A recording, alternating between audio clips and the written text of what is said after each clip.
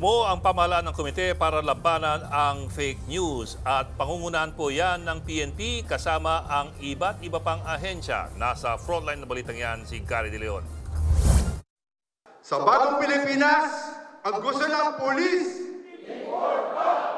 Yan ang sigaw mismo ni PNP Chief Romel Francisco Marbil at ng PNP nang ilunsad ang Joint Anti-Fake News Action Committee sa Camp Crame. PNP ang mangunguna sa komite, katulong ay iba't ibang ahensya. Layo nitong gawing mas agresibo ang laban kontra fake news. Ayon kay Presidential Communication Office Secretary Jay Ruiz, dapat mabilisang ma-take down ang mga fake news para hindi na kumalat pa. Plano ron ng PCO na gumawa ng Unified Operational Framework para tumutok sa pagpapatigil ng pagpapalaganap ng fake news. Ang nangyayari, DICT, CICC may ginagawang operational framework. Ang cybercrime group ng PNP meron din sarili. Meron din ng NBI.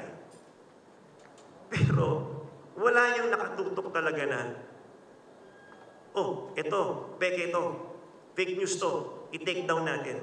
Sino magte-take down? Sa batas, wala eh. Para naman si spokesperson for the West Philippine Sea ng Philippine Coast Guard na si Commodore J. Tariela, mahalaga ang patuloy na pagsasabi ng katotohanan. Kung dati raw ay dina-downplay ang issue sa West Philippine Sea, ngayon mas marami na sa mga Pilipino ang may kamalayan sa issue dahil sa pagpapakalat ng tamang impormasyon.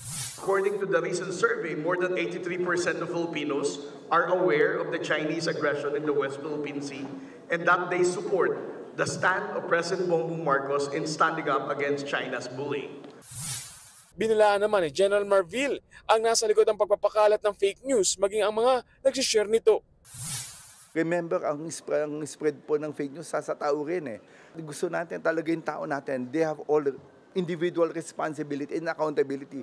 Pagka nag-spread ka ng fake news, automatic kasama ka. Pag-uusapan sa bubuing komite ang proseso ng pag-regulate sa fake news at pagtukoy sa kaakibat na penalties nito. Nagbabalita mula sa Frontline, Gary De Leon, News 5.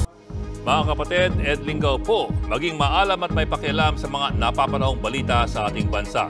Para sa mas malalimang pagtalakay at paghimay sa mga issue at headlines, tumutok lamang at pag-subscribe sa social media pages ng News 5.